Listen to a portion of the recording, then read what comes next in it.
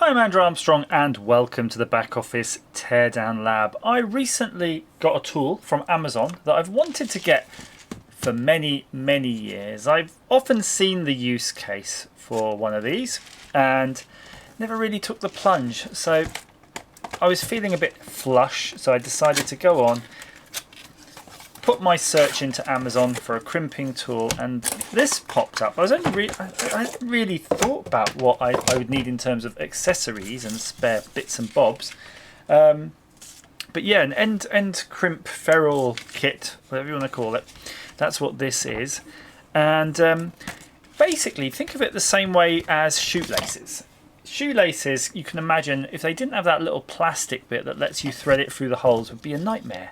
And so is wire. One of the use cases for this, if you have a bunch of wires, several wires, and you're putting them inside a terminal strip. Now, you can probably get away with a couple. You just twist up the ends, don't you? And loosen that terminal strip and then put them in. But eventually there's a point where they're bulging. You know, if you're trying to get several in like this, they're almost bulging out, and you're never really sure if the stresses are equally distributed among all of them, or really it's just one holding on and there's a mechanical joint. So they're not all going underneath the screw, basically. Only maybe one or two is going underneath the screw, and you still have some hanging off. And of course, if that's a live mains wire, then that's a dangerous scenario. So it is more ideal to have one of these tools to help you with that. So I purchased this, as I said, on Amazon. I'll put the description down below and the price. I have to admit, I can't quite remember the price. It was a little while ago and it's been sitting on the floor in the box. I don't know if you're like that, if you rip straight into your Amazon purchases or you leave them to sort of ruminate a little bit. And as I said, I've never used one of these, so this will be a bit of a learning experience. But I think I could, figure out as I go along. That is heavy. So that's the first thing that hits you, that this tool is a very heavy tool. And if you look at it, that's why, because it's just made of plates of metal. And it's a ratchet handle. I can hear it ratcheting. And if you look there in its jaws, that is cute, isn't it? So it applies an equal pressure. Now, I know for coax cables and things like that, you have specialist tools, and I can't really remember what they're like. But this is definitely along the same sort of lines, where you've got something with a very specific geometry that's designed to crimp or compress the fittings in a very specific way. You might have the kind that you used in car projects. You know, the Lou car projects, we had a really basic crimp tool and you crimp that. So this selection says it's got over 1,800 pieces. Now, I want to do some mains stuff, so I really want this kind of end. So if you're doing mains projects, you might want to see what size pieces you want depending on the gauge of the wire you're working with. This kit looks like it's useful in that it's got a fair amount. So it's got 50 of the yellow and 70 of the blue here, but almost that's just getting there a bit too small, especially if you want to put a couple of wires together. But then for our electronics projects, we've got thousands of them. Look, 500 of these little bad boys, and that's a 0.5 millimeter. Look, it's actually pretty small, so I'll zoom in a bit, but you can see how you'd identify that, because that could be about the right size for these power supply sorts of leads. So these have been tinned, and it's going to be best that they're just loose. So I'm going to cut them. We're just going to pretend that we've got a fresh wire that we've just stripped, and there's our loose strands that we're having trouble putting into that place on that board.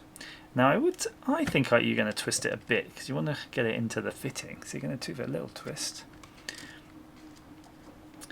and then we're going to push that on just exactly like a shoelace. It's a bit of a funnel actually. Let's have a look in the end. Yeah, it's funnel like all the way through. So hopefully, even if your wire's not too twisted, it's still going to work. We're going to get the end now, put that over the top. I'm going to zoom out a little bit, give the camera a chance to focus on this fine detail, and I'm going to poke it through. Look, that's just through the hole.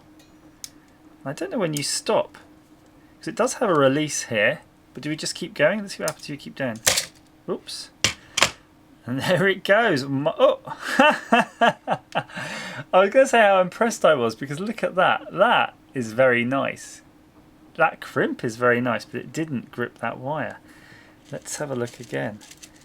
you see that, it's almost like the wire needs to be the same diameter as the piece. I'll give another quick go though. That's very interesting.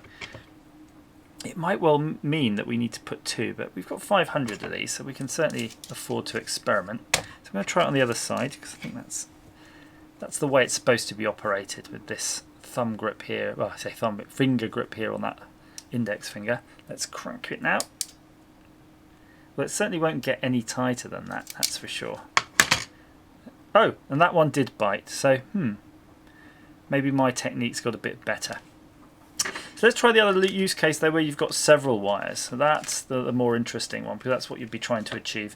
You can see clearly though, when you've got something like this on the end, it makes that a doddle. You'll see that in panel wiring, professional panel wiring, they'll have all of the ends terminated like this. And so shall we from now on. We've got no excuse. So when we're wiring up that arcade joystick, let's make sure we're putting these on. Okay, so I'm going to go for the end here. Now what did I do with my pliers?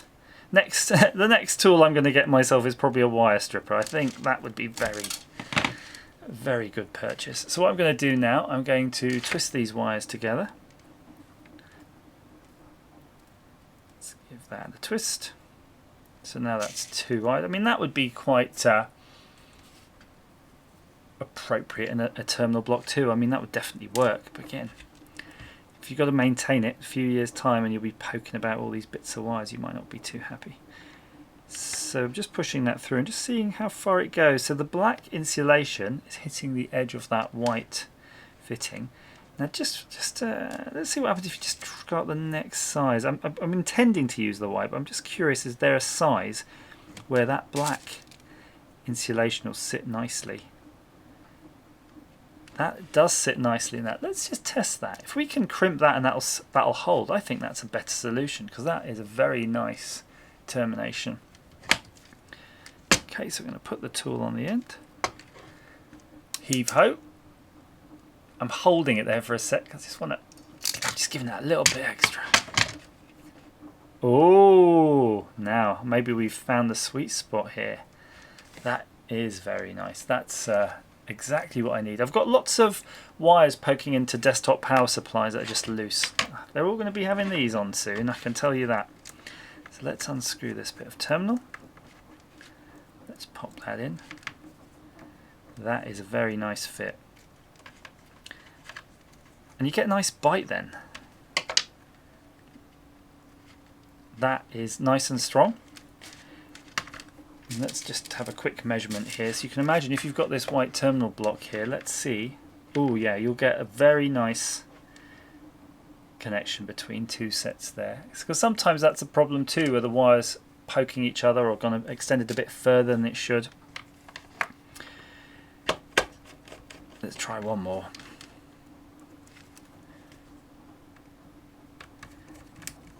So if you're doing the tails in your electric cabinet and your consumer unit, you could just do that as well. Let's give one more little tug test here. I'm really going to try to break this though, so let's see if it goes flying. I'm pretty sure I obviously could. But okay, let's go. Oh, you know what? That's not, look at that. That is some incredible force. I know I'm not that strong, but that is way more than I'd expect. Okay, that was genuine sounds, by the way. That's genuine sounds. My word. Okay, great. And then finally, looking at the kit here, we've got these really big bad boys. I'm almost tempted to order some more of the big size. I'm not... Yeah, when you're working in stuff in the meters, the consumer unit cabinets, I kind of feel you could be kissing a lot of these potentially. I think I need to go find a bit of mains flex. Got myself a teeny bit of flex, and while I'm trimming off the insulation of that, I am thinking though, if you're working on installation cables that have a solid core, do you need these? Would you get a benefit of using them, or would you be causing an issue? Because I can certainly think of some cases where it would be desirable to have them terminated in this way, because it will tidy up the end. Sometimes they're not particularly tidy. But on the other hand, maybe it won't bite. Unfortunately, I don't have any to test it on. But we do have this, which would be a typical heavy-duty flex. I think this would be a proper... Let's say it's definitely being able to carry the full 13 amps on this. And what I'm going to do is just use a pliers. I'm going to pull out... There we go. We can pull one out of it. So we've got a core from that. And I'm going to strip that using my snips. Now this isn't a good way of doing it, by the way. If you're ever working on main stuff, don't use side cutters and pliers to strip things if you can help it, because sometimes you'll get some of the actual strands in the piece you just chopped off, which is definitely not good. You're technically reducing the cross-section area of the wire, and that's reducing its current capacity handling, although you know most things would be rated over, so you've got a little bit. And that's the weird thing about current capacity of wires, isn't it? You have different ratings depending on how you're using it. If it's in a wall, buried under some insulation, open to the air, clipped, it's all sorts. Now I'm going to try using this black fitting, because that black fitting was exactly just perfect basically for that outer insulation size. But it looks like it could be a bit tight. No, that is pretty much perfect. A bit long. Let's go for that.